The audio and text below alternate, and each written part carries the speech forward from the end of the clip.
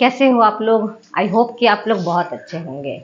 तो अभी तो देखिए कि जैसे कि पर्व त्योहार आ रहा है, दिवाली, छठ, हर त्योहार जो है वो बहुत नज़दीक हो गया है।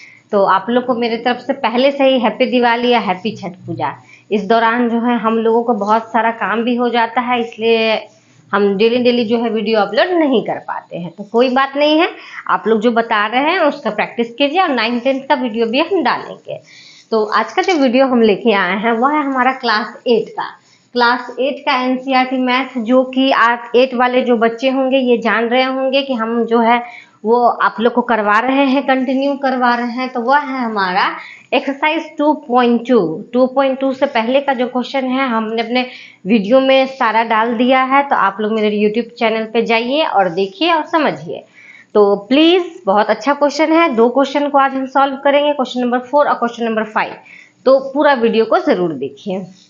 तो क्वेश्चन है क्वेश्चन नंबर 4, 2 विभिन्न मूल्य वाली 35 कलमों का कुल मूल्य 60 रुपया है। मतलब 2 विभिन्न मूल्य का 35 ठो कलम है, समझिएगा अच्छा से। 35 ठो पेन है हमारे पास, जिसमें कि 2 विभिन्न मूल्य मतलब 2-2 दाम का जो है 35 ठो कलम है। तो यदि एक सस्ती कलम का मूल्य है तो इसमें एक सस्ता कलम जो है उसका मूल्य है 1.5 रुपया और एक महंगा कलम है उसका दाम है 2 रुपया। तो कितनी महंगी कलमें खरीदी गई हैं? तो हमने जैसे कि पिछले वीडियो में बताया है कि इसमें तो मान के हम लोग काम करते हैं। तो किसको मानते हैं? तो जो पूछ रहा है उसको हम लोग मानते हैं।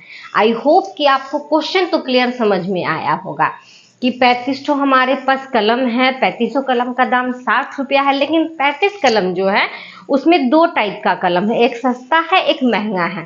सस्ता का दाम 1.5 रुपया, महंगा का दाम 2 रुपया। तो बोल रहा है कि महंगे कलम का कितना होता है, सो बताइए। तो जैसा कि हम बोल रहे हैं अभी महंगी कलम खरीदी गई है, तो यहाँ पूछ रहा है महंगी कलम कितना है। तो कितना है पूछ रहा है, तो चलिए हम इसको मान डालते हैं। माना महंगी कलम का दाम बराबर x। महंगी कलम का दाम क्या होगा? x रुपया। तो सस्ती कलम को भी लिखना होगा, इसीलिए सस्ती कलम का मूल्य, दाम लिखे मूल्य देखे बराबर होगा। तो यहाँ है दोनों 35 कलम है, तो मतलब टोटल जो है हमारे पास 35 है, जिसमें x जो है हमारा महंगा कलम है। तो इसको हम लोग कैसे लिखेंगे बच्चों? तो इसको हम लोग 35 माइनस x, मतलब टोटल हमारा 35 है, उसमें से 35 में से जो x को हम घटा के निकालेंगे वो हमारा तो महंगा कलम हो जाएगा। इसलिए इसको हम लोग लिख देंगे 35 माइनस x। आई होप कि आपको समझ आया होगा। तो चलिए, 2 विभिन्न मूल्य वाली 35 कलमों का मूल्य 60 रुपया है। तो अब हम लोग चलते हैं प्रश्नानुसार।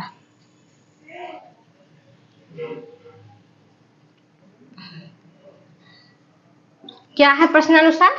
तो यदि एक सस्ती कलम और 2 महंगी कलम, 2 महंगी कलम है, तो महंगी कलम यहाँ हमने x माना है, तो 2 महंगी कलम है तो 2x प्लस 2 रुपया है और इतना रुपया है महंगी कलम का। सस्ती कलम तो सस्ती कलम कितना है हमारे पास? 35 माइनस x, दोनों का मूल्य मिला के होता है हमारा 60 रुपया। देखिए बस यही लाइन, मतलब जो महंगा कलम था वो 2 रुपये था, तो हमने महंगा कलम को माना है, मूल्य माना है x, तो यहाँ 2x हो गया। अब प्लस सस्ता कलम को माना है 35 माइनस x, इसका दाम है 1.5 रुपया, तो 1.5 रुपया इंटू 35 माइनस x बराबर 60 रुपया। बस यही लाइन समझना है, उसके बाद तो आसानी से सॉल्व हो जाएगा। चलिए हम लोग सॉल्व करते हैं। 2x प्लस इसको इससे गुना कीजिए, तो 1.50 पॉइंट को छोड़ते हैं, फिलहाल ऐसे ही गुना करते हैं। तो 0 25 25 2 5 6 7, 0 5 3 15 1 4, 0 5 7 5 12 1 4 1 5, दशमलव हमारा 2 अंक के बाद। यहाँ देखिए 2 अंक के बाद दशमलव है, तो हम भी 2 अंक के बाद, तो 52.50। इसको इससे हम लोग गुना किए तो हो गया 52.50 लिखना है, तो 0 लिखिए, अब माइनस इसको इससे गुना किए तो 1.50x बराबर हो गया 60। अब इस x को इस x के साथ कर लेते हैं, तो 2x ये माइनस इधर ही बराबर के इधर ही है 1.50x बराबर 60। इसको हम लोग ले चलते हैं इधर, तो प्लस है तो उधर जाके माइनस, तो 52.5। जीरो लिखना है जीरो लिखिए, नहीं लिखना है मत लिखिए, ठीक है। चलिए लिख ही दीजिए।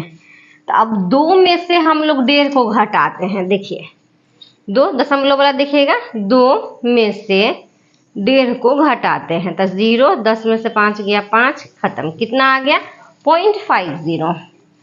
तो ये हो गया हमारा 0.50x बराबर हो गया। अब 60 में से 52 को घटाइए, 60 में से 52 को घटाइए, 52.50, 0, 10 में से 5 गया 5, ये हो गया आपका 9, तो 9 में से 2 गया तो 7, तो 7.50 क्या आएगा 7.50, 7.50, ठीक है।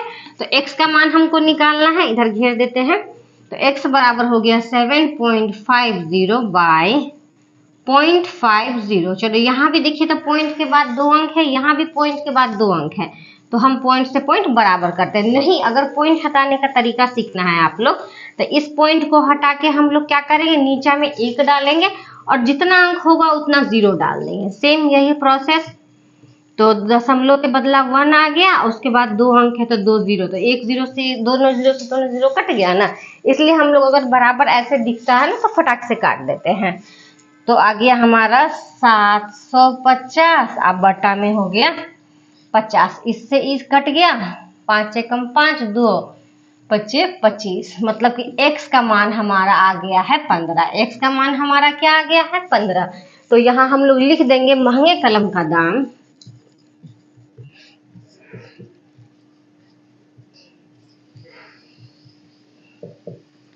बराबर 15। महंगी कलम का दाम कितना हो गया 15। तो यहाँ देखेंगे यहीं पे जो है क्वेश्चन जो है यह पूरा बन गया है, ठीक है। लेकिन अगर यहाँ पे सस्ती कलम का दाम अगर बोलता ना तो हम लोग क्या करते, ये ऐसे यहाँ तक जो है क्वेश्चन के अनुसार सॉल्व हो गया है।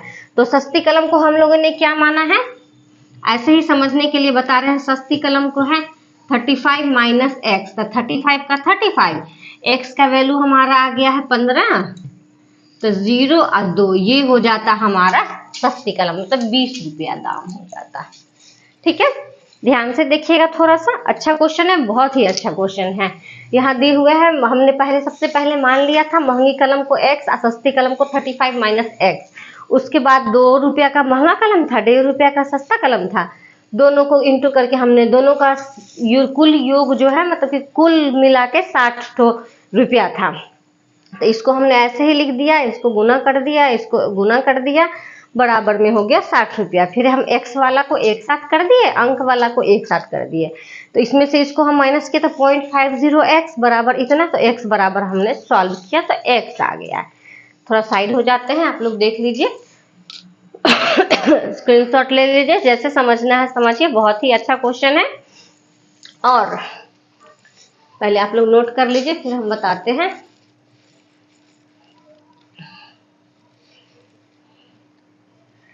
तो चलिए इस क्वेश्चन को हम लोग यहीं पे करते हैं। अब हम लोग चलते हैं क्वेश्चन नंबर 5 की ओर। हमें पूरा उम्मीद है कि ये क्वेश्चन आपको जरूर समझ में आया होगा, तो अगर समझ में आया है तो लाइक सब्सक्राइब तो जरूर ही करना पड़ेगा। आप चलते हैं क्वेश्चन नंबर 5 की ओर।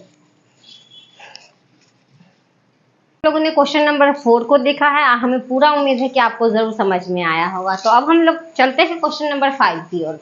तो क्वेश्चन नंबर 5 है, एक त्रिभुज के तीनों कोण 2:3:5 के अनुपात में है, ठीक है। तो उनके तीनों कोणों का मान ज्ञात कराइए। तो सबसे पहले आप लोग इस बात को ध्यान रखेंगे, जब भी अनुपात में रहेगा ना, तो अनुपात में रहने से जो होता है उसको हमको x मान के जो है हम लोग को आगे बढ़ना होता है। तो सबसे पहले यहाँ एक त्रिभुज है, तो हम एक त्रिभुज की संरचना करते हैं, ठीक है। तो त्रिभुज की संरचना करते हैं, तो एक है हमारा 2, तो एक को 2x, एक को 3x और एक को हम लोग मान लेंगे 5x, एक को 2x, एक को 3x, एक को 5x। तो यहाँ लिखेंगे माना